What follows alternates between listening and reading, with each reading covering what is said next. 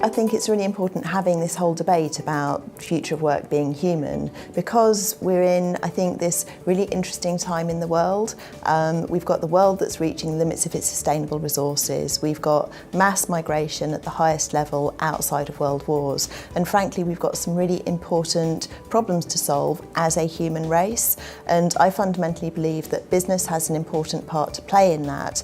But it needs people bringing all of themselves into the workplace with their full humanity to make sure that we're focusing all of that creative effort on the things that actually matter. Mass migration is a great example. We know that the world is going to need to get great at mass migration of people. We currently have 65 million people in the world who are displaced. That's as many as in the UK. And currently the world is treating that as a problem where we build barricades, we build fences, we wall people in. And business and people in businesses, I think, have all been touched by people who have been in that situation in their family's recent past. And I think that we all know that when we can bring into business being able to embrace our humanity and actually look for the opportunity in that situation, then businesses and individuals can actually make a real big difference on such a big challenge. When I look at what the key issues that I think are important in the debate, I think it's really important that actually every human being in society is able to be liberated to make their best contribution. And I think that work is such an important vehicle for that, that being able to extend the opportunity for as many people to be able to participate and to be able to be valuable in how they're participating is really important. But then for people to be able to bring that humanity they bring into the workplace, so that then informs the choices that we as businesses make. For example, we know that in engaging our people in discussions about, what's our purpose as an organisation, how can they play a part, how can they find meaning in their work, that liberates people to think in a very, very different way than if people are just being told to do stuff. And I think it's really important we create that space in the workplace for people to make that connection between their humanity, the work that they do, and then use that to inform choices that we all make on a day-to-day basis in our working lives.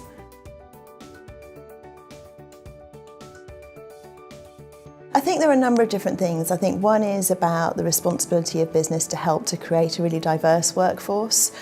So we've done an awful lot of work in terms of social mobility and making sure that we're bringing in a much more diverse net of talent than we were historically. And that's brought a richness into our business, but I know it's also had an impact on quite a lot of the communities where people came maybe from communities where there weren't working adults. And so it's opening up a sort of a world of opportunity for people. So I think it's really important that that is a real area of attention, and businesses, not only take part on it, but also support other businesses who may not have access to the resources that larger businesses have.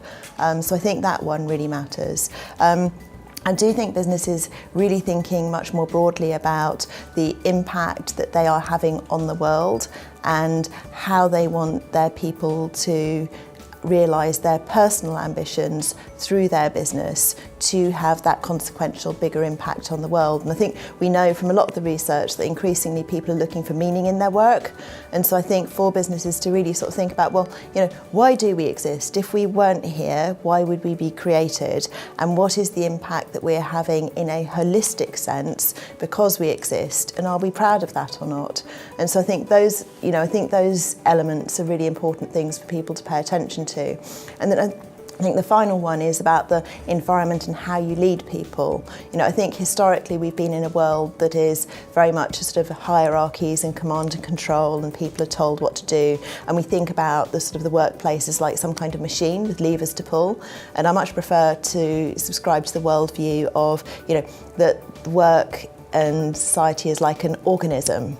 And it's like an ecosystem, and so it's a living and breathing thing, and you have to actually treat it in a very different way to allow people to come up with their ideas, and just like the body is able to self-regulate its temperature, to trust that actually good human beings will make good decisions if they're trusted to do so.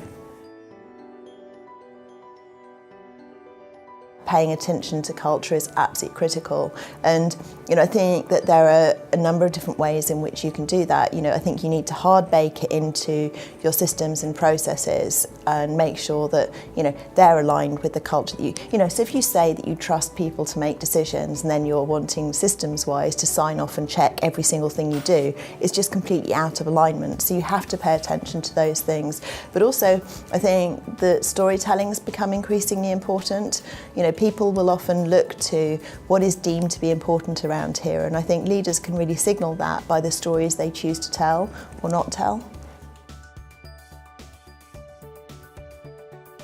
My big wish for the future of work, I guess, is that work has a purpose that actually benefits the whole of humanity, which might sound a big dream, but if I'm allowed a big wish, I'm going to go for a big wish. I see so much wonderful innovation and talent applied to things that maybe aren't so important in the world, and if that could be directed to things that really do matter, then I think we could actually create a world that we'd really be proud to hand on to our children.